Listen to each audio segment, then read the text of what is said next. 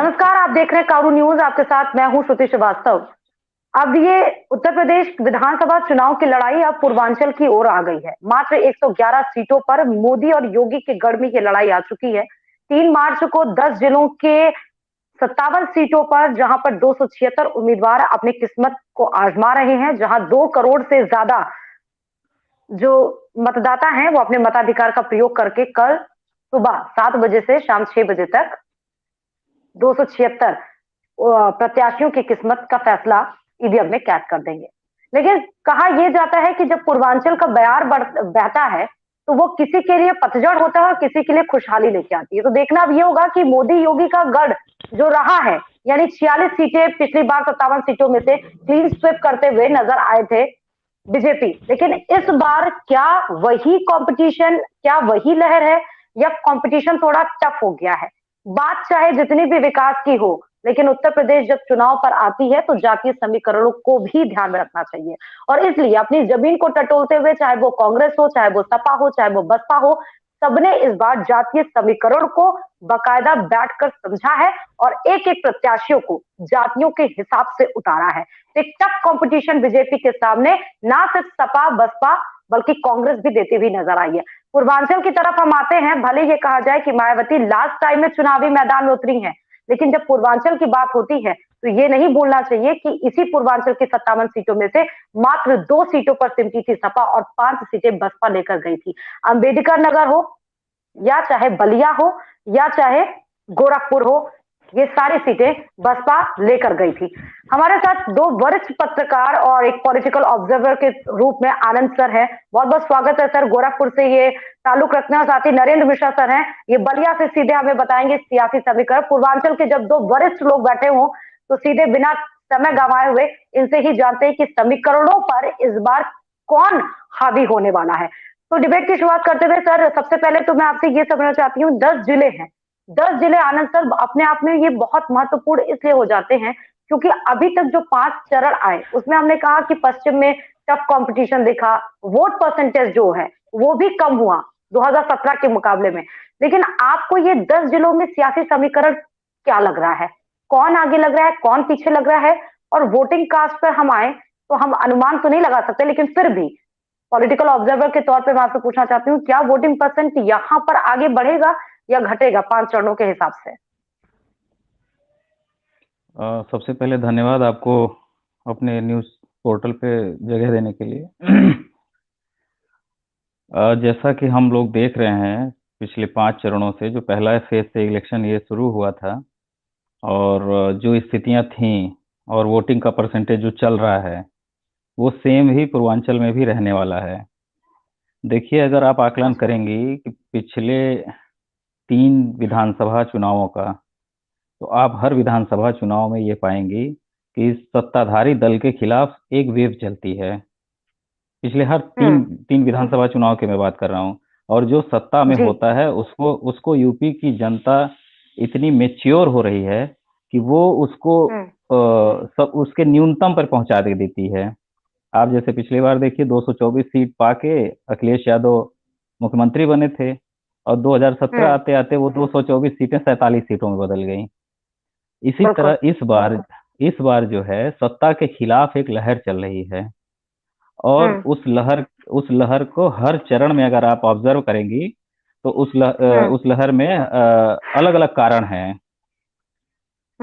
लेकिन कुछ सेंट्रल मुद्दे हैं जिनको मैं आपको बता रहा हूं कि जो ये सारे चरणों में ये काम कर रहे हैं जी। जैसे सबसे बड़ा मुद्दा है आवारा पशु का जो मुद्दा है। नंबर 1, मैं चार आपको बताता हूँ। आवारा पशु, बेरोजगारी, महंगाई और ओल्ड पेंशन स्कीम, ये 4 चीजें ऐसी हैं जो सीधे आपके पेट और जेब से ताल्लुक रखती हैं। तो पेट और जेब का सवाल बहुत ही भारी पड़ रहा है। इसीलिए आप गौर करिए कि कोई भी सांप्रदायिक एजेंडा चलने नहीं पा रहा है। इस बार के इलेक्शन में भरपूर कोशिश की गई है, जिन्ना को भी लाया गया, यूक्रेन को भी लाया गया, सब कुछ लाके सारा प्रयास किया जा रहा है, लेकिन वो चल नहीं रहा है मुद्दा, क्योंकि ये मुद्दे भारी हैं।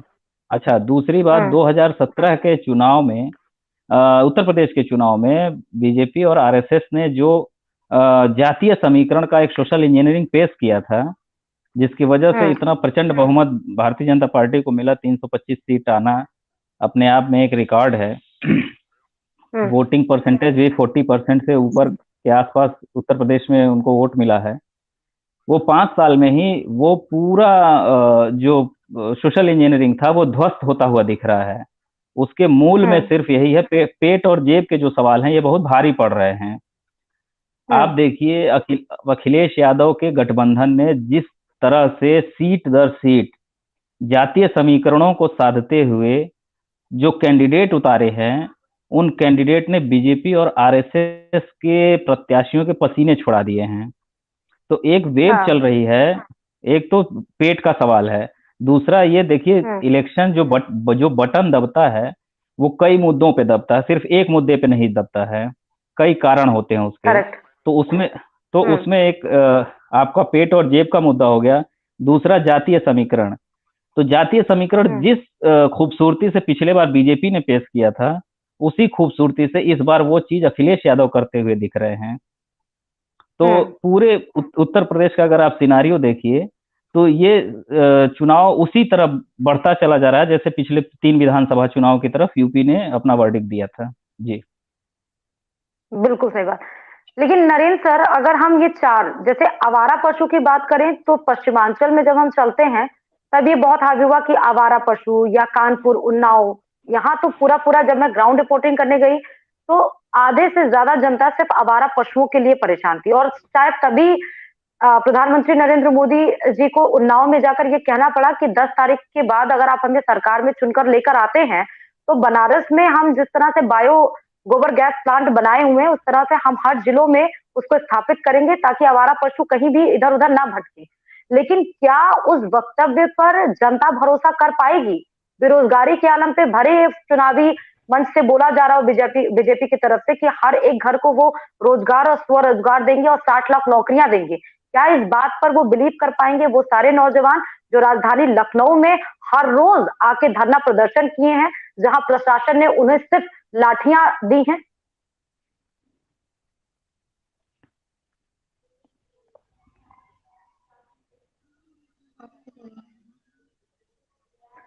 नरेंद्र सर, आवाज मिल रही है मेरी आपको? हाँ श्रुति, मैं बता दूं कि जिस तरह से ये आप देख रही हैं कि प्रधानमंत्री ने गोबर के लिए या जो भी अपनी तरफ से जो मंच से वो घोषणा कर रहे हैं, लेकिन आज के दौर में अगर देखा जाए तो एक अपने खाने के लिए जो अपने दरवाजे पर भैंस और गाय नहीं रख रहा है, क्या वो केवल गोबर के लिए पशुओं को अगर दरवाजे पर रखे, ये असंभव लग रहा है। दूसरी चीज बेरोजगारी एक मुद्दा दिखाई दे रही है, लेकिन बेरोजगारी कहाँ तक कोई दूर कर पाएगा? बेरोजगारी को देख करके या फिर जातीय समीकरण देखा जा रहा है। कहीं ना कहीं कई तरह के मुद्दे लोग ला रहे हैं, लेकिन इस बार के 2022 का विधानसभा चुनाव जो हो रहा है, ये 2017 की अपेक्षा के बिल्कुल बहुत कुछ बदलाव दिखाई दे रहा है। आप देख रही हैं कि जहां पर कहीं ना कहीं ये प्रत्याशियों का बंटवारा, प्रत्याशी अपना जहां से भी टिकट मांग रहे थे आपस में, समाजवादी पार्टी हो या बीजेपी पार्टी हो, समाजवादी पार्टी में उस तरह का विरोध नहीं दिखाई दे रहा है जिस तरह की बीजेपी के सत्ताधारी पक्ष से जिनको टिकट दिया गया और वो बागी तेवर दिखा दे रहे हैं। खासतौर पर बलिया में भी देखा गया या फिर पूर्वांचल में कई जगह देखा गया है। आप देख रही हैं स्वामी प्रसाद मौर्य को बीजेपी में टिकट नहीं दिया गया, समाजवादी पार्टी में वो चले गए। तो कई तरह के सवाल खड़े हो रहे हैं। लेकिन पशुओं की अगर बात करें तो किसान जहां परेशान है और खेती हो रही है, और ऐसे में अगर पशु कहीं आवारा पशु दिखाई दे रहे हैं, प्रधानमंत्री जी भी बार बार बोल रहे हैं कि एक भी किसान परेशान नहीं होगा, आवारा पशुओं के लिए भी हमने व्यवस्था बना दी है और 15 रुपए किलो गोबर बेचा जाएगा, ऐसे वक्तव्य आ रहे हैं। लेकिन पूर्वांचल की अगर विशेष तौर पर अगर देखा जाए तो कहीं ना कहीं जातीयकरण और जो समाजवादी और बीजेपी में विशेषकर टक्कर देखा जा रहा है हर जगह। बहुजन समाज पार्टी की तरफ से जो एक बात सुनने में आ रही थी कि बहुजन समाज पार्टी की तरफ भारतीय जनता पार्टी के साथ कहीं ना कहीं तालमेल है, लेकिन बहुजन समाज पार्टी की मायावती द्वारा या उनके कद्दावर नेताओं द्वारा जो सुना जा रहा है कि कहीं कोई सेटिंग नहीं है, इस तरह की जांच अगर करवा करके कार्रवाई की जाएगी। लेकिन पशुओं की अगर बात आपने कही तो आवारा पशुओं पर भी कहीं न कहीं लोगों का आरोप ज़रूर लग रहा है। श्रुति। सर बलिया की अगर हम बात कर लें, तो अब हम 10 सीटों की जो बात करें 10 जिलों की, उसमें बलरामपुर भी है, सिद्धार्थनगर भी है, महाराजगंज भी है, कुशीनगर भी है, बस्ती है, अंबेडकर नगर है, गोरखपुर है, फिर आ जाइए इधर देवरिया और बलिया है। इन 10 जिलों में अगर हम आते हैं, जातीय समीकरण की बात करें सर इसमें, तो दलित, ओबीसी, ब्राह्मण वोटर्स ये निर्णायक भूमिका में रहते हैं। अच्छा, कुर्मी को साधने के लिए पटेल को तो ले लिया, इस बार सीटें भी बढ़ा दी गई, 17 सीटें उन्होंने दी हैं अपना दल को, साथ ही निषाद पार्टी को 16 सीटें दी हैं। भले ये बोल रहे हो कि राजभर और स्वामी प्रसाद मौर्य के जाने से कोई फर्क नहीं पड़ रहा है बीजेपी को, लेकिन सीटें जो बढ़ाई हैं उससे ये तो हम अंदाजा लगा सकते हैं ना आनंद सर कि फर्क पड़ा है वाकई बीजेपी को। ये मुझसे आप पूछ रही हैं? जी जी सर। जी बिल्कुल पड़ा है। देखिए, जैसा मैंने आपको बताया कि बटन जब दबता है तो उसमें दो फैक्टर बहुत इम्पोर्टेंट होते हैं। एक पेट और जेब का सवाल, दूसरा जाति का सवाल। और इस बार कुछ अद्भुत हो रहा है, मतलब ये जमीन पे दिख रहा है। जैसे मैं आपको उदाहरण दूं, गोरखपुर में मुख्यमंत्री का जिला है, 9 सीटें हैं यहाँ पे। 9 सीटों पे जिस तरह से टिकट का डिस्ट्रीब्यूशन हुआ है समाजवादी पार्टी द्वारा, उसमें मुझे जो दिख रहा है इन सीटों का आकलन करने के बाद और जाति गोलबंदी के बाद, कि 9 में से 8 सीटें जो पिछली बार बीजेपी के पास थी, 1 सीट सिर्फ बसपा के पास थी, इस बार 9 में से 7 सीटें समाजवादी पार्टी को जाती हुई दिख रही हैं। एक विधानसभा क्षेत्र में बीएसपी को एज है, और एक पे तो गोरखपुर सदर में तो आदित्यनाथ का वो जीत ही रहे हैं वो। तो अगर ये हाल अगर आप मुख्यमंत्री के जिले में है, तो बाकी जिलों पे इसका क्या असर होगा आप खुद समझ सकती हैं। और सर इसका आधार सिर्फ आवारा पशु और बेरोजगारी और ओपीएस को ले लें हम? नहीं, ये एक फैक्टर है। जैसे अगर ओपीएस है तो केवल वो सरकारी जो कर्मचारी हैं उनको इफेक्ट करता है। वो जो अनस्किल्ड लेबर है उसको फर्क नहीं पड़ता है, इससे नहीं करता है। हाँ, जैसे बीजेपी क्लेम कर रही है कि जो लाभार्थी योजना है उसका सबसे बड़ा बेनिफिट मुझे मिल रहा है, मतलब बीजेपी को मिल रहा है, लेकिन उसमें वो कहीं ना कहीं ग्राउंड रियलिटी से थोड़े दूर हैं। जैसे मैं आपको बताऊं, अनाज जो बांटा जा रहा है उस सेक्शन में भी बड़ा डिवीजन है। उसमें जो जाटव मतदाता है वो पूरी तरह बसपा के साथ इंटैक्ट है। गैर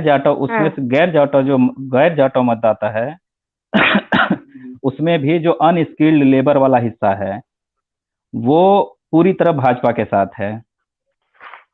अब देखिए, अब इसमें इस सेक्शन में जो लोग पढ़ लिख गए हैं लेकिन नौकरी नहीं पाए हैं और उनके बेरोजगार हैं, तो वो बेरोजगारी का उनका मुद्दा बहुत बड़ा है। तो वो अपने बेरोजगारी के सवाल को लेके हैं, उनके लिए राशन इंपॉर्टेंट नहीं है, उनके लिए अपना रोजगार इंपॉर्टेंट है। उसी तरह उसी सेक्शन में जो लोग नौकरी कर रहे हैं, नौकरी पेशा हैं, वो लोग SC/ST के जो नौकरी पेशा लोग हैं, ये लोगों का पूरा हिस्सा इस पे जा रहा है वोट। उनका झुकाव जो दिख रहा है कि हमारी ओल्ड पेंशन स्कीम हमको चाहिए, और दूसरा कि जिस तरह से नरेंद्र मोदी निजीकरण कर रहे हैं उस हिसाब से हमारी आरक्षण व्यवस्था खत्म हो जाएगी। तो आप कहीं ना कहीं देखेंगे कि जो लाभार्थी योजना को लेके क्लेम किया जा रहा है कि वो पूरी तरह हमारे साथ है, ये ग्राउंड रियलिटी मैंने आपको जो बताई है, ग्राउंड रियलिटी ये है। अच्छा, पहली बार ऐसा हो रहा है कि बसपा के अलावा दलित वोटर कुछ सेक्शन बीजेपी को वोट कर रहे हैं, और उसमें से अधिकतर हिस्सा समाजवादी पार्टी को वोट करता हुआ दिख रहा है। और समाजवादी पार्टी ने कहीं ना कहीं कुछ दलित प्रत्याशी भी ऐसे उतारे हैं। जैसे गोरखपुर जिले की एक सीट है, बांसगांव सुरक्षित सीट है वो, वहां पे उन्होंने एक डॉक्टर को उतारा है जो लंदन से पढ़ के आए हैं, लेकिन वो SC कम्युनिटी के हैं। वहां पे पूरी SC कम्युनिटी अपने उनके पक्ष में खड़ी हो गई है, समाजवादी पार्टी के प्रत्याशी के पक्ष में खड़ी हो गई है। तो इस तरह से वोटों का जो लास्ट फेज चल रहा है, ये मतलब ये 6वें चरण में जो अभी 11th राउंड है, सुबह 7 बजे से वोटिंग है। आप देखेंगे कि जातियों का जो गुलदस्ता पेश कर दिया है अखिलेश यादव ने, उसमें तो मुझे जो दिख रहा है कि कुछ जिले ऐसे हैं कि जहां बीजेपी का खाता खुलने की स्थिति नहीं है। जैसे अच्छा। नरेंद्र जी हैं, वो ज्यादा बताएंगे।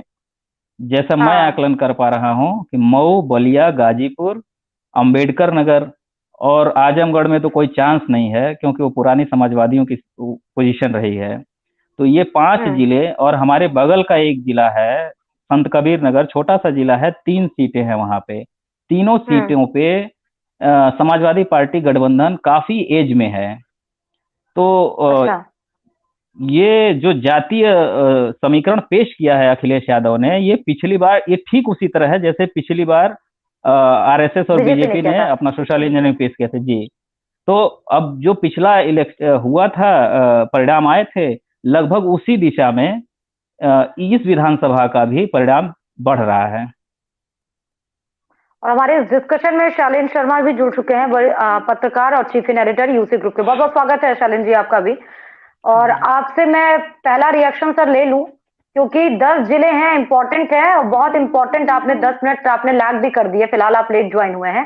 लेकिन आनंद सर और नरेंद्र सर का कहना है कि देखिए 4 मुद्दे इसमें भी सर, चाहे वो आवारा पशु हो, चाहे वो महंगाई हो, चाहे वो बेरोजगारी हो, और चाहे वो ओल्ड पेंशन का हो। एक टॉपिक में और जोड़ना चाहूंगी, पूर्वांचल में हम कोरोना को भी देख सकते हैं, और खासकर उस स्थिति को भी हम देख सकते हैं कि कोरोना में जब प्रवासी मजदूर बाहर लौटे थे, पूर्वांचल के आधे से ज्यादा मजदूर उसमें थे। तो वो भी हम नहीं भूल सकते हैं कि भले अनाज दिया जा रहा हो, लेकिन वो जो दर्द था, जो दिल्ली से सैकड़ों किलोमीटर का जो फासला कवर करके ये उत्तर प्रदेश पहुंचे थे, उस दर्द को भी नहीं भूला जा सकता। शैलेंद्र सर। बिल्कुल, देखिए श्रुति जी, जो आनंद जी ने कहा, जो नरेंद्र जी ने कहा, क्योंकि ये लोग उस क्षेत्र से सीधा संबंध रखते हैं जहां पर कल यूपी में 6वें चरण में वोटिंग होनी है। 6वें चरण में जहां पर भी वोटिंग होनी है, वो पूर्वांचल की वो बेल्ट है जिसमें गरीब तबका भी है, जिसमें जातियों के समीकरण भी हैं, जिसमें बाहुबली भी हैं, जिसमें यूपी के कद्दावर चेहरे भी हैं, मंत्री भी हैं, दाव पे सतीश द्विवेदी भी मैदान में है, खुद योगी आदित्यनाथ मैदान में है, कांग्रेस की कमान जिनके हाथ में प्रदेश में, ऐसे अजय लल्लू भी मैदान में है। तो ये बेल्ट बहुत महत्वपूर्ण होने वाली है यूपी की सियासत में। अगर पूर्वांचल को प्रयोगशाला कहा जाता है तो यही वो बेल्ट है श्रुति जी, जहां पर राजनीति ने सबसे ज्यादा और नए नए प्रयोग किए हैं। 2007 में बसपा ने यहीं पर प्रयोग करके सोशल इंजीनियरिंग के दम पर, जाति गोलबंदी के दम पर लखनऊ की सत्ता हासिल की थी। लेकिन 22 में यहाँ पर जमीन पर मुद्दे कौन से हैं, यहाँ पर किन समीकरणों को हम जो देख रहे हैं, वास्तव में मतदाता क्या वही सोच के चलना, इसका सही सही अनुमान लगाना मेरे लिए लखनऊ में बैठकर मुश्किल है। लेकिन जो ऊपर ऊपर से दिखता है, जो अभी तक के ट्रेंड्स रहे हैं, चाहे अम्बेडकर नगर की बात कर लें, वहां पर जिस तरह से दलित वोट बैंक है, बलरामपुर में देखा जाए तो 4 सीटें हैं, चारों सीटें मुस्लिम बाहुल हैं, बावजूद इसके 17 में बीजेपी ने वहां पर परचम लहराया। तो ये सारी चीजें कई बार जो हम सोचते हैं और जो मतदाता सोचता है, उसमें बहुत अंतर कर जाता है। इस बार जातीय गोलबंदी है, आनंद जी भी जो बात कह रहे हैं, जो नरेंद्र जी भी बात कर रहे हैं, कि पूर्वांचल की जो जातियों का समीकरण है, चाहे वो चौहान हो, चाहे वो राजभर हो, चाहे वो निषाद हो, चाहे वो कुर्मी हो, चाहे वो जो भी जातियां हों, उनकी जो गोलबंदी है, चाहे वो संजय सिंह चौहान के तौर पर जनवादी पार्टी हो, या फिर सुभाषपा हो, या फिर कामेराबादी हो अपना दल, ये सारी सीटें, ये प्रभाव वाली जो हैं, या इनके जो नेता हैं, वो इस बार समाजवादी पार्टी के साथ हैं जरूर। लेकिन जनता क्या नेताओं के साथ अंधाधुंध पीछे आ जाएगी?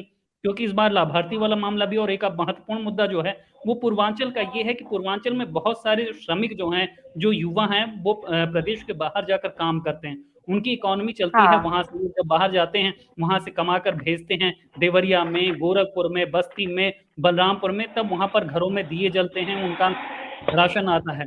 तो अगर उस बेल्ट में कोरोना में वो लोग वापस लौट के आए हैं, बेरोजगार हैं, पिछले 1 साल से उनके पास रोजगार नहीं है, तो उनको अगर राशन मिला है, तो क्या वो इन राशन में अपनी वो तमाम पीड़ा भूल गया है? उनके घरों में किस तरह की स्थितियां हैं, वो सरकार से किस तरह का जुड़ाव लेकर चल रहा है, ये भी बहुत महत्वपूर्ण हो जाएगा। हम इसको सही ढंग से नहीं कह सकते कि वो सपा के साथ चला जाएगा या बीजेपी की तरफ ही रहेगा। दूसरी महत्वपूर्ण बात है कि नाराजगी दो तरह की इस बार कही जा रही। पहला योगी आदित्यनाथ को लेकर और दूसरी नरेंद्र मोदी को लेकर। नरेंद्र मोदी को जो लेकर जो नाराजगी थी वो किसान आंदोलन को लेकर थी, किसानों के साथ जो बर्ताव केंद्र की सरकार ने किया, जो कानून लेकर आए उनको लेकर थी। लेकिन क्या वो नाराजगी पूर्वांचल के बेल्ट में है, ये मैं अभी आनंद सर से और नरेंद्र जी से भी जानने की कोशिश करूंगा कि क्या पूर्वांचल के बेल्ट में वो उस तरह की नाराजगी नरेंद्र मोदी या केंद्र सरकार को लेकर है जिस तरह से पश्चिमी यूपी में थी। और दूसरी योगी आदित्यनाथ को लेकर नाराजगी उनके कामों को लेकर नहीं है, बल्कि जो पूर्वांचल में जातीय समीकरण है, जो ठाकुरवाद का मुद्दा है, जो ठाकुर ब्राह्मण क्लैश और खासतौर से जो गोरखपुर का पॉकेट है वहां तो ये राइवलरी बहुत चिर प्रतिनिधित्व यहाँ पर रहे हैं ब्राह्मण और ठाकुर। लेकिन इस बार जो जमीनी आकलन है वो ये भी है कि जब जाति गोलबंदी हुई है तो पिछड़ों के बनाम अगड़ों ने भी एकीकरण किया है और ब्राह्मण ठाकुर इस बार साथ आ रहे हैं। इस तरह के भी संकेत मिल रहे हैं। ये बात सही है कि नहीं, ये बात भी आनंद जी और नरेंद्र जी से मैं जानना चाहूंगा। लेकिन अगर ऐसा होता है कि ठाकुर और ब्राह्मण श्रुति जी एक साथ आते हैं तो बीजेपी हो सकता है कि जो यहाँ पर माइनस पॉइंट उसके लिए पूर्वांचल में बन रहे थे, सपा की जो मजबूती बन रही थी कि उसने तमाम छोटे दलों को साथ मिलिया, हो सकता है उनसे पार पाने में ये सारी चीजें ज्यादा कारगर बीजेपी के लिए साबित हों। अपर हैंड में अभी भी बीजेपी का देख रहा हूं, हालांकि अखिलेश बहुत मजबूती से लड़ रहे हैं, लेकिन मुझे लग रहा है कहीं कहीं उनसे चूक भी हुई है। सारे नेताओं का कुछ कुछ फेस तक साथ रहना, फिर अलग हो जाना, कैंपेनिंग में उतनी एक रूपता नहीं है। जयंत आपको अब दिखेंगे नहीं साथ में, रैलियों में भी आपको दिखेंगे जो ओबीसी समाज के नेता हैं वो एक साथ मंच पे अब दिख नहीं रहे हैं, जबकि इस बेल्ट में ओबीसी गैर जो यादव बेल्ट ओबीसी हैं उनकी भूमिका बहुत बड़ी होने जा रही है। तो उन नेताओं का साथ ना आना, कैंपेनिंग अलग अलग बटा होना, शिवपाल का कम यूज करना, ये सारी चीजें बता रहा कि सपा मजबूत तो है क्योंकि जमीन पर उसके पास मुद्दे भी हैं, माहौल भी है, लेकिन क्या वो बीजेपी पर निर्णायक बढ़त बना पाएगी इस फेज में, ये कहना अभी मुश्किल है। श्रुति जी, नरेंद्र सर, और इन्हीं सारे क्वेश्चन के साथ एक मैं ये भी क्वेश्चन ऐड करना चाहूंगी कि सोशल इंजीनियरिंग देखिए 3 पार्टियां खेल रही हैं। बसपा जो 2007 में सोशल इंजीनियरिंग के भरोसे जीती थी, वो इस बार फिर से सोशल इंजीनियरिंग के जरिए ही वो अपनी जमीन टटोलने की कोशिश कर रही है। 2017 में जो जातीय समीकरण बीजेपी ने सेट किया था मोहरे, जिस हिसाब से 2022 में उसी तरह से मोहरे सेट किए हैं सपा ने भी। तो ये जो सोशल इंजीनियरिंग का फॉर्मूला हम देखेंगे वो क्या फिट बैठेगा पूर्वांचल में, या मुद्दे जिस प्रकार से बोले गए हैं कि कोरोना हो, चाहे बेरोजगारी हो, आवारा पशुओं के हो, महंगाई के हो, ओल्ड पेंशन को हो, या फिर जो फ्री में देने का जो प्रचलन चल चुका है सारी पार्टियों की तरफ से, वो हावी रहेगा। नरेंद्र सर देखिए श्रुति, जिस तरह से ये मुद्दे आ रहे हैं सामने, कहीं ना कहीं एक बीजेपी सरकार द्वारा जो बीजेपी ने मार्च तक ये अनाज जो बांटने की कोशिश की है, और अनाज मेन फैक्टर भी आ रहा है कहीं ना कहीं गरीबों के बीच में या जरूरतमंदों के बीच में। हम लोग देखा करते थे अच्छे अच्छे घरों में इस जनवरी और फरवरी के दौरान अनाज घर से खत्म हो जाते थे, और ऐसे में अब अनाज देखा जा रहा है कि घर में लोग रह करके अधिक से अधिक अनाज तो ले ही ले रहे हैं, दुकानों पर भी बेची जा रही है। ये फैक्टर दिखाई दे रहा है चुनावी समीकरण में। और अब ऐसे में कहीं ना किसी को ये भी है कि कोई भूखे नहीं मर रहा है, ये भी बात है। किसी ना किसी का आरोप लग रहा है समाजवादी पार्टी और भारतीय जनता पार्टी के, ये आमने सामने जो आरोप प्रत्यारोप जारी हो रहे हैं। और जातीय समीकरण की बात करें तो 9 जिलों में विशेष रूप से राजभरों की संख्या ज्यादा है, लेकिन इस बार राजभर भी कहीं ना कहीं कमजोर साबित हुई, क्योंकि ये पूरा नहीं कहा जा सकता है। अगर ये कहा जाए कि राजभर बिरादरी की तरफ से पूरा वोट बीजेपी ये समाजवादी पार्टी को मिल जाएगा, तो ये कहना गलत होगा, क्योंकि समाजवादी पार्टी के साथ कहीं ना कहीं अगर ये जैसे मौर्य बिरादरी है, स्वामी प्रसाद मौर्य के साथ है, या केशव प्रसाद मौर्य जी हैं, ये इनके साथ भी मौर्य बिरादरी है, तो आधे से कहीं ना कहीं कट करके ये बीजेपी में भी जाने। नरेंद्र सर, मैं आपको 1 मिनट रोकना चाहूंगी। नरेंद्र सर, अभी जो कल काफिले पे स्वामी प्रसाद मौर्य के जो हमला हुआ, उससे आपको नहीं लग रहा है कि बीजेपी थोड़ा सा डाउन हो जाएगी, क्योंकि संमित्रा भी आ चुकी हैं और वो आज का स्टेटमेंट उनका ये है कि वो बाकायदा कह रही हैं कि अब वो पार्टियों के सामने, लोगों के सामने वो नेता क्या करते हैं बीजेपी के, वो पूरा कच्चा चिट्ठा खोलेंगी। श्रुति, ये कहना बिल्कुल सही है आपका कि जो स्वामी प्रसाद मौर्य के ऊपर जो हमला हुआ था, उसको लेकर के भी मौर्य बिरादरी में काफी नाराजगी व्यक्त की जा रही है, ये सामने दिखाई दे रहा है। और आपको बता दें कि बलिया में भी, बलिया के बांसटी विधानसभा से नेता प्रतिपक्ष राम गोविंद चौधरी हैं, अभी भी हैं, और हम्म लगातार चौथी बार बांसडी विधानसभा से ये विधायकी के चुनाव लड़ने जा रहे हैं। इसके पहले ये हम्म अगर देखा जाए तो 9वीं बार ये विधानसभा का चुनाव लड़ने आए हैं। मतलब हम्म राम गोविंद चौधरी की बात करें तो हम्म बलिया में विशेषकर और पूर्वांचल में भी ये निश्चित ही स्वामी प्रसाद मौर्य के ऊपर जो हमला हुआ है, इसका कहीं ना कहीं बीजेपी हम्म के ऊपर असर पड़ेगा। ये साफ मतलब हम्म जाहिर सी बात है, ये दिखा जा रहा है। हम्म। ये कहना गलत नहीं है। तो और आनंद सर, हम अन्य बेसिकली बिरादरी हम, की अगर जी जी सर। और राजभर बिरादरी की भी अगर बात करें तो वहां बीजेपी की तरफ से ये जो अनाज वितरण का काम चल रहा है, तो ये भी कहीं ना कहीं बीजेपी के लिए फायदेमंद हो रहा है। अब ये अगर कोई कह दे कि सीट कितना कोई लेकर के आएगा, तो ये तो चुनाव के बाद, क्योंकि मतदाता भी कहीं ना कहीं बहुत ज्यादा जागरूक हो चुके हैं और अपनी बात नहीं बता पा रहे हैं कि हम किसको वोट देंगे। ये तो परिणाम 10 तारीख को आएगा, तभी पता चल पाएगा। हालांकि छठवां चरण का कल मतदान शुरू तो होने जा सर रहा है, ये बलिया मान में ले, भी है। हम ये मान ले क्या, हम ये मान ले कि इस बार मतलब पत्रकार, पॉलिटिकल ऑब्जर्वर या फिर वरिष्ठ पत्रकार या फिर राजनीतिक विशेषज्ञ, ये सब भी असमंजस में है कि इस बार कौन फतह करेगा और किस बेसिस पे वोट कास्ट किया जा रहा है, हाँ क्योंकि बिल्कुल, कोई ये क्लियर असमंजस की आउटपुट नहीं स्थिति दे अभी पा भी रहा है सर, बनी कोई क्लियर आउटपुट नहीं है किसी के पास कि कौन सी पार्टी किस पे स्टैंड कर रही है और किसकी लहर है। मतलब लहर इस है। बार किसी की भी नहीं है। लहर नहीं है। और आपको बता दूं कि बलिया में 7 विधानसभा है। 7 हाँ जी विधानसभा में सर। 5 विधानसभा 2017 के 5 विधानसभा में हम्म बीजेपी ने कब्जा जमा रखा था। एक पर बीएसपी हाँ उमाशंकर सिंह रतौड़ा से और नेता प्रतिपक्ष राम गोविंद चौधरी बांसडी से कब्जा जमा रखे थे। लेकिन इस बार की हम्म अगर बात करें तो 2022 का चुनाव अपने आप में एक सोचने वाली है कि 3 विधानसभा में ही माना जा रहा है, क्योंकि बीजेपी के हम्म कद्दावर नेता कहिए या बीजेपी के प्रदेश उपाध्यक्ष हैं दयाशंकर सिंह, आनंद स्वरूप शुक्ला जो सदर विधानसभा बलिया से, उनका टिकट काट करके बीजेपी के दयाशंकर सिंह को प्रत्याशी बनाया गया। हाँ वहीं बैरिया विधानसभा से आप भी जानती हैं कि सुरेंद्र सिंह विधायक हैं, सिटिंग विधायक हैं, और उनका टिकट काट करके आनंद स्वरूप शुक्ला को वहां से मंत्री रहते हुए उनको टिकट दिया गया है। और उसी जी पर खार खाए सुरेंद्र सिंह ने वीआईपी विकासशील इंसान पार्टी से उन्होंने अपना टिकट ले लिया है। और अब हम्म देखा जा रहा है कि बलिया में भी कोई कहने पर तैयार नहीं है कि कौन कहां पर भारी पड़ेगा। आनंद स्वरूप जी शुक्ला भले अ, ही बैरिया से चुनाव लड़ने हम्म गए हैं, लेकिन सुरेंद्र सिंह का कल जो काफिला दिखाई दिया था, कहीं ना कहीं सुरेंद्र सिंह और समाजवादी पार्टी ही लड़ाई में दिख रहे हैं। और ऐसे अगर कहा जाए तो आनंद स्वरूप शुक्ला जो हैं वहां से, चूंकि मंत्री है ही हैं, उनके ऊपर भी आप राजनाथ सिंह आए थे अभी प्रचार में, उनके तरफ से मतलब हर तरह हस्तियां तो लगी हुई हैं। लेकिन हम्म चुनाव में आपने सही कहा कि कोई भी ये साफ शब्दों में नहीं बता सकता है कि जीत किसकी होगी। श्रुति। जी। अब आनंद सर, क्योंकि गोरखपुर के आसपास के समीकरणों की भी बात कर लें, और सबसे बड़ी बात सर, हम निर्दलीयों को भूल रहे हैं। जब हम पूर्वांचल के 10 सीटों की बात कर रहे हैं तो निर्दलीयों की भी भूमिका अहम हो जाती है, और खासकर अभी जो नरेंद्र सर ने कहा कि इस बार बहुत सारे टिकट कटने की वजह से जो बागी तेवर हो गया, उनका भी इफेक्ट हम देख सकते हैं। बहुत सारी ऐसी सीटें हैं जहां पर टिकट कटे हैं और सत्ता पक्ष के लोग जो हैं वो निर्दलीय को या तो सपोर्ट करते हुए नजर आए हैं या तो दूसरे विपक्ष को सपोर्ट करते हुए नजर आए।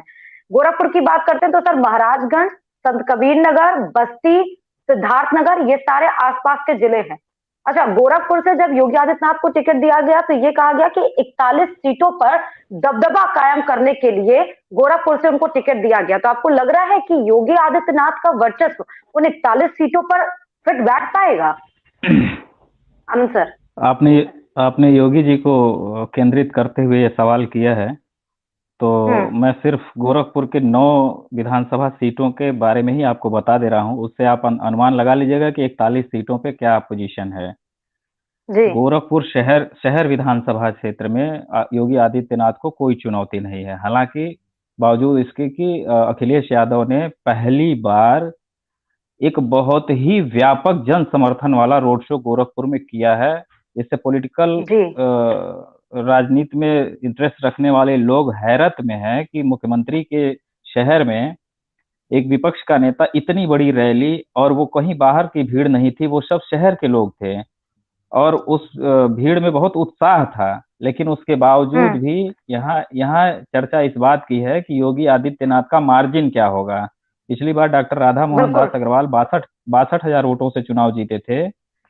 तो समाजवादी पार्टी के कुछ सेक्शन में ये चर्चा है कि हम आदित्यनाथ को हरा नहीं पाएंगे, लेकिन अगर हम उनका मार्जिन डॉक्टर राधा मोहन दास अग्रवाल से कम कर देते हैं तो ये उनकी एक नैतिक हार होगी। और सर मेरा पहली बात। ये क्वेश्चन भी लास्ट वाला था कि मार्जिन को भी देखना जरूरी होगा कि अखिलेश करहल से कितनी सीटों से जीत रहे हैं और योगी आदित्यनाथ गोरखपुर में कितनी सीटों से जीत रहे हैं। जी जी। और दूसरा एक बात है, पिछले एक हफ्ते से गोरखपुर में बहुत व्यापक स्तर पे पोस्टर लगाए गए हैं और उन जी। पोस्टरों में बीजेपी के स्लोगन है और सिर्फ नरेंद्र मोदी का फोटो है। इसको लेके शहर में तमाम तरह की चर्चाएं हैं कि अच्छा।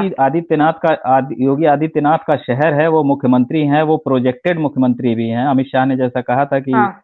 प्रधानमंत्री अगर मोदी जी को आप देखना चाहते हैं तो आप योगी जी को मुख्यमंत्री बनाइए, लेकिन योगी जी के शहर हाँ। से ही योगी जी सारे पोस्टरों से गायब हैं, सिर्फ नरेंद्र मोदी अच्छा। यहाँ चेहरा है। तो एक सेक्शन में ये भी चर्चा है कि ये हाईकमान जो है नरेंद्र मोदी और अमित शाह, इनका कद घटाना चाहते हैं। भाजपा के ही कुछ अच्छा। लोगों ने मुझे बताया कि आदित्यनाथ जी ने पूरी तैयारी कर ली थी अयोध्या से चुनाव लड़ने की। इनके एक ओएसडी हैं जी। संजीव सिंह जी 15 हम्म। दिन तक अयोध्या में कैंप किए हुए थे।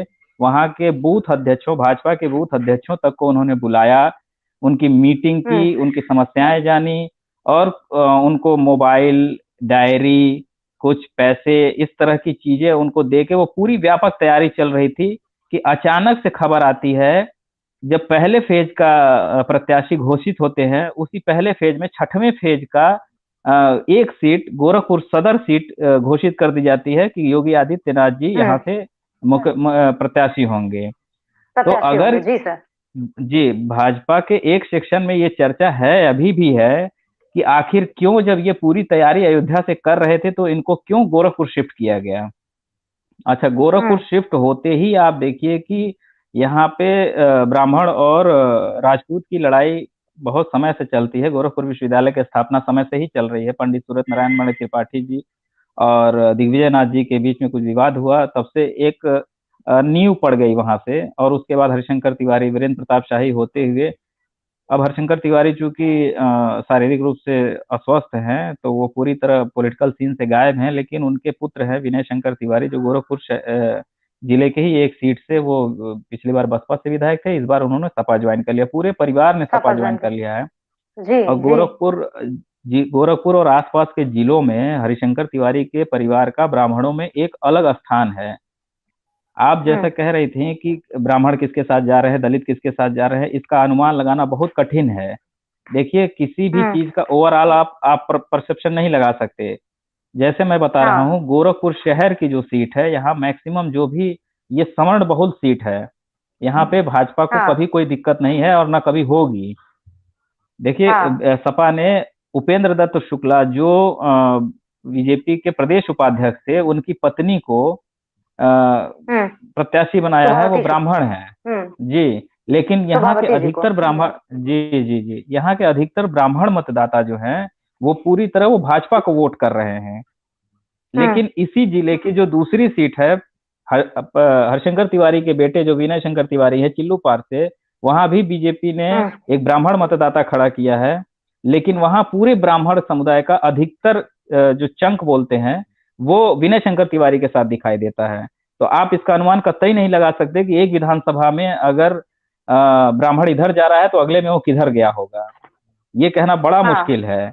अच्छा, इस बार का चुनाव वोटर साइलेंट है, वोटर के मुंह से बात निकलवा पाना बड़ा कठिन है। जब आप ओवरऑल पिक्चर देखते हैं तो वही बात आ जाती है, सोशल इंजीनियरिंग वाली बात आती है। मैं आपको बताऊं, डॉक्टर संजय निषाद, जो निषाद पार्टी के अध्यक्ष हैं और जो ये क्लेम करते हैं कि मैं सबसे बड़ा लीडर हूं निषाद पार्टी का, तो उनके पुत्र लड़ रहे हैं गोरखपुर के चौरी चौरा विधानसभा क्षेत्र से भाजपा के टिकट पे जी। और वहां पे योगी आदित्यनाथ जी के ब्लू आइड बॉय हैं अजय सिंह टप्पू।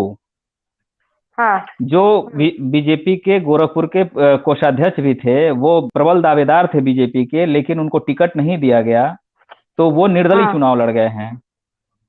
तो हाँ अब आदित्यनाथ जी की जो भी पूरी सवर्ण लॉबी है, वो पूरी तरह अजय टप्पू के साथ लग गई है, और वहां पे सीधा सीधा दिख रहा है कि वो चुनाव हार रहे हैं। संजय निषाद के बेटे जो श्रवण निषाद हैं, वो चुनाव हार रहे हैं। अच्छा, वो निषाद श्रवण निषाद जो है गोरखपुर की दूसरी सीट गोरखपुर ग्रामीण से लड़ना चाहते थे, लेकिन यहाँ पे भी वही हाल है कि विपिन सिंह जी जो बहुत ही खास हैं इनके योगी जी के, वो विधायक हैं, तो ये अपनी सीट छोड़ने को तैयार नहीं थे, तो अंततः इनको बीजेपी से लड़ा दिया गया।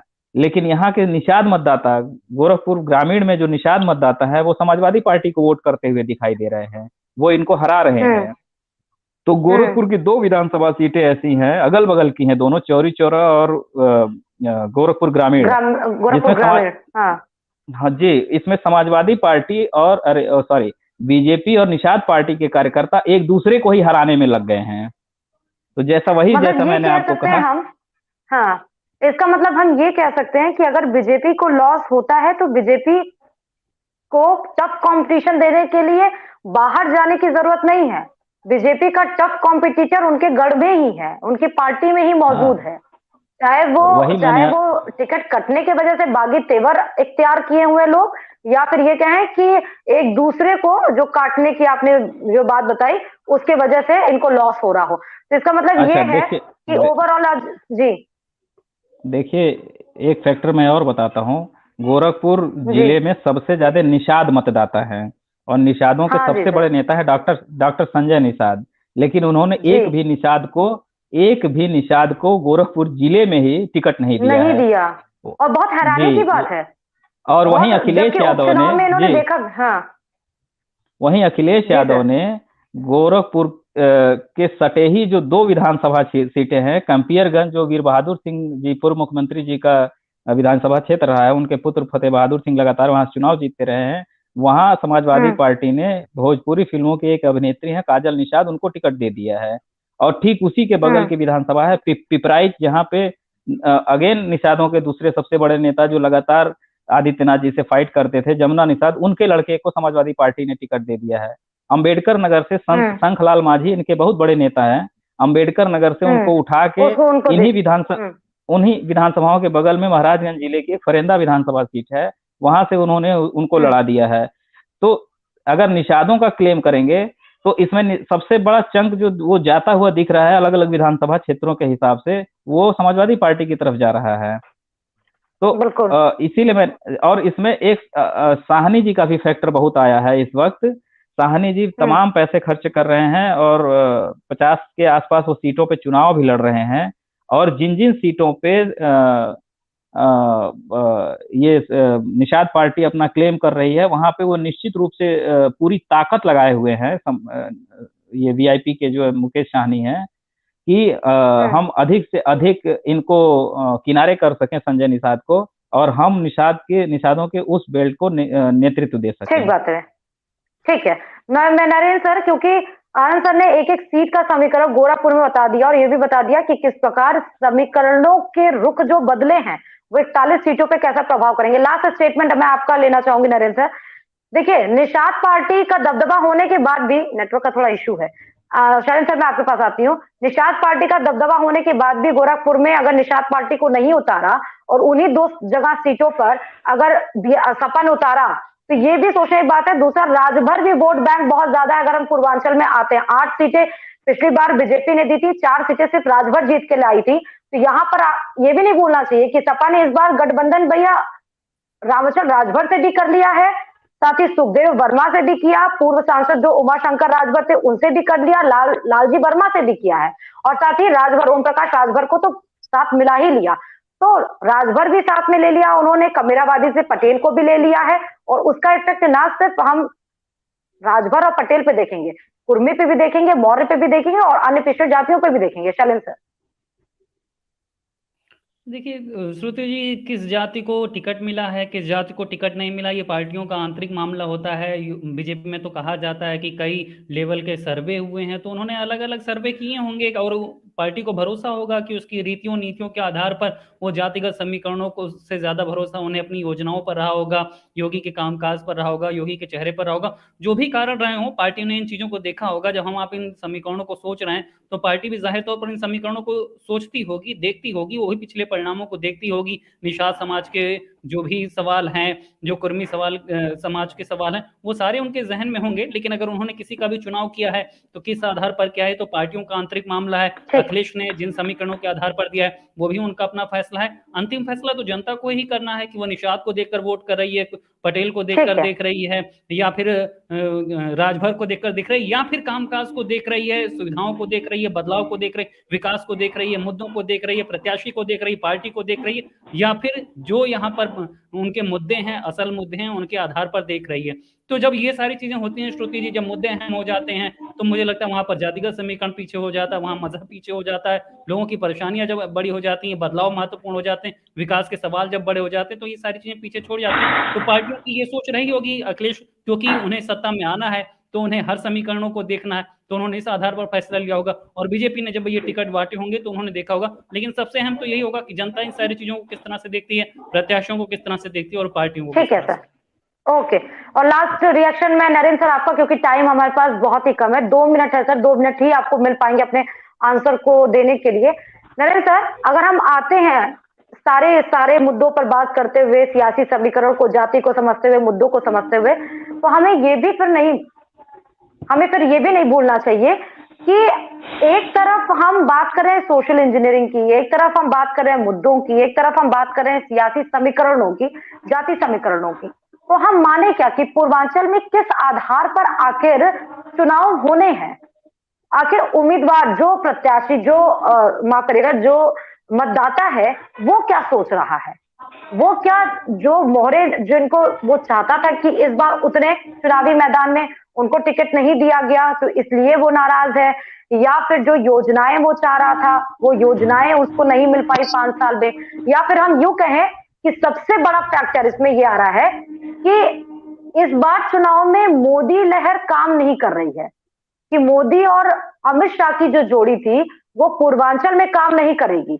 योगी जी को आपने साइड कर दिया और योगी जी लोगों के दिल में, जहन में उतरे हैं। उनको साइड करने की वजह से ऐसा तो नहीं कि बीजेपी को लॉस होगा? नरेंद्र सर,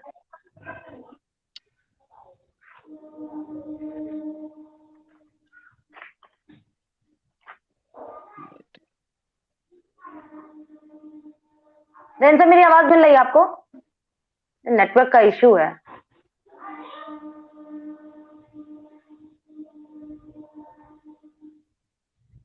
बहुत सर, आवाज मिल रही है नरेंद्र सर? आप ही से पूछ रहे हैं सर, सेम क्वेश्चन मैं आपके पास आती हूँ आनंद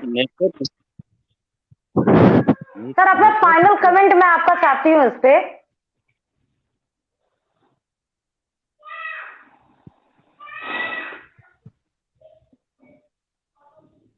देखिए, आवाज मेरी एक बार और बोलेंगे क्या श्रुति? हाँ जी, मैं ये कह रही हूँ सर कि इस बार मोदी और शाह की जोड़ी, या मोदी फैक्टर कमाल नहीं कर पा रहा है। योगी जी को अगर आपने साइड में कर दिया, और योगी जी क्योंकि 5 साल मुख्यमंत्री रहे हैं, लोगों के बीच में रहे हैं, मठाधीश वो पहले से रहे हैं, तो अगर आप ये सोचेंगे कि हम योगी जी को साइड में कर दें और बीजेपी जीत जाएगी, तो हम जातीय समीकरणों को चाहे जिस प्रकार सेट करें, विकास के मुद्दे को चाहे जिस प्रकार बोले, या फिर यूं कहें कि जो राशन, जो योजनाएं ये दे रहे हैं, चाहे जिस प्रकार बोले, लेकिन आप अगर मुख्यमंत्री के चेहरे को साइड कर देंगे तो ऐसा तो नहीं कि बीजेपी को लॉस इसलिए हो रहा हो या इसलिए होगा? प्रधानमंत्री कल बलिया में भी आए थे। हेलो, आवाज नहीं है क्या सर? थोड़ा सा मोबाइल आप अपने पास करिए, अपने पास। हाँ जी, जी सर, बोलिए बोलिए, आवाज आ रही है आपकी। आवाज मिल रही है क्या? जी जी जी, कैमरा ऑफ करके बोल सकते हैं। श्रुति, आवाज मिल रही है क्या मेरी? हाँ जी सर, मिल रही है। नरेंद्र सर, आवाज आपकी प्रॉपर आ रही है। हेलो, आवाज आ रही है क्या? हाँ जी सर, आ रही है नेटवर्क इशू आवाज आ आपकी जा आ रहा रही है। है नरेंद्र सर आपकी आवाज आ रही है।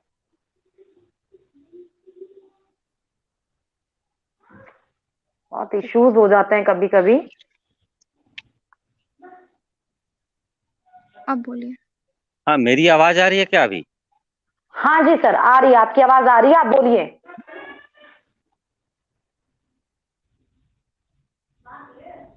आनंद सर, मैं आपसे फाइनल कमेंट लेती हूँ। मुझे लगा नरेंद्र सर बहुत कोशिश कर रहे हैं लेकिन नेटवर्क का इशू आ रहा है। ये फाइनल कमेंट मैं सर आपसे लेना चाहूंगी इस क्वेश्चन का। देखिए, इस फाइनल कमेंट का जवाब आपने खुद दे दिया है कि लहर नहीं चल रही है। अगर डबल इंजन की सरकार है और सारी जनता को समर्पित योजनाएं हैं, 325 सीटों का मैंडेट है उत्तर प्रदेश में, योगी आदित्यनाथ जैसा कर्मठ और भागने वाला, मतलब भाग दौड़ करने वाला मुख्यमंत्री है, उसके बावजूद भी अगर कहीं लहर जैसी बात नहीं है तो उसका रिजल्ट आप क्या होने वाला है विधानसभा का, ये इसी में छुपा हुआ है। अच्छा, मतलब हम, और मैं आपको सच बताऊं सर कि जितने इतने सारे लोगों से हम बात करते हैं, Anand sir being a political observer, एक आप ऐसे हैं जिन्होंने एक क्लियर मैंडेट मुझे बताया है। बहुत सारे लोग सर से ये बात कर रहे हैं हंग असेंबली की भी, तो आपको लग रहा है कि हंग असेंबली की तरफ ये चुनाव ये रुख कर रहा है इस बार विधानसभा? नहीं, मैंने आपसे पहले ही कह दिया था कि देखिए, ये बाईपोलर इलेक्शन है। इसमें कुछ कुछ सीटों पे बसपा और कांग्रेस बहुत अच्छा करते हुए दिख रही हैं। ये सीधा सीधा दो लोगों के बीच लड़ाई हो रही है। अखिलेश यादव और योगी आदित्यनाथ के बीच में इलेक्शन हो रहा है। ये सीधा सीधा है, हर सीट पे अगर आप सीट दर सीट आप देखिए तो हर सीट पे ये है। और हेलो जी जी जी सर। जी, और पिछला जो 3 विधानसभा चुनाव का मैंने आपको बताया, आप देख लीजिए। मुलायम सिंह जी से नाराज होकर जनता ने मायावती जी को क्लियर मैंडेट के साथ बनाया और मुलायम सिंह जी को सबसे कम सीटें दे दी। फिर 5 साल में, अगले 5 साल में मायावती जी से नाराज होके लोगों ने अखिलेश जी को मुख्यमंत्री चुन लिया और मायावती जी को सबसे कम सीटें दे दी। और फिर उसी अगले 5 साल में अखिलेश जी को सबसे कम सीटें देते हुए योगी आदित्यनाथ मुख्यमंत्री हो जाते हैं। तो ये उत्तर प्रदेश की जो जनता है वो पॉलिटिकली बहुत मैच्योर है। अगर और आप जिस हिस्से में हम लोग बैठे हुए हैं, यहाँ तो कहा जाता है कि पूर्वांचल में, पूर्वी उत्तर प्रदेश में कण कण में पॉलिटिक्स घुसा हुआ है। तो और आप खुद समझिए कि आप ही के शब्दों के अनुसार कि किसी की लहर नहीं है सत्ता, और आप ये जातियों का गठजोड़ भी देख रही हैं। और एक बात कह के मैं अपनी बात खत्म करूंगा। देखिए, ये जो ब्यूरोक्रेट्स होते हैं, इनकी स्मेलिंग पावर सबसे तीव्र होती है। आज मैं अभी आपके प्रोग्राम में आने से पहले अभी एक पिक्चर देख रहा था जिसमें अयोध्या के जिलाधिकारी का जो बैनर है वो केसरिया कलर का था और उसको हटा के हरे कलर का लगाया जा रहा है। अब इशारों में मैंने आपको बहुत कुछ कह दिया है और ये बिल्कुल आपसे मैंने जमीनी हकीकत बताई है। जी, और सर बहुत सारे आपने वो तभी क्लियर कर दिए थे जब आपने ये कहा कि गोरखपुर में पोस्टर लगाए गए हैं लेकिन योगी जी का पोस्टर नहीं है उसमें, सिर्फ मोदी जी नजर आ रहे हैं। तो उससे भी मैं समझ गई थी। बहुत बहुत शुक्रिया आनंद सर, और साथ ही नरेंद्र सर का भी हमारे साथ जुड़ने के लिए, शैलेंद्र सर का भी जो हमारे साथ चले गए। लेकिन सोचने वाली बात है कि पूर्वांचल में आप योजनाएं भले बात दीजिए, आप फ्री के राशन, डबल इंजन की सरकार भले दौड़ा लीजिए, लेकिन बात सच है कि जो पूर्वांचल के हैं, या फिर यूं कहें कि कड़ में, जैसे आनंद सर ने कहा कि कड़ में पूर्वांचल के लोगों में पॉलिटिक्स बसा है, खून में उनके दौड़ता है पॉलिटिक्स।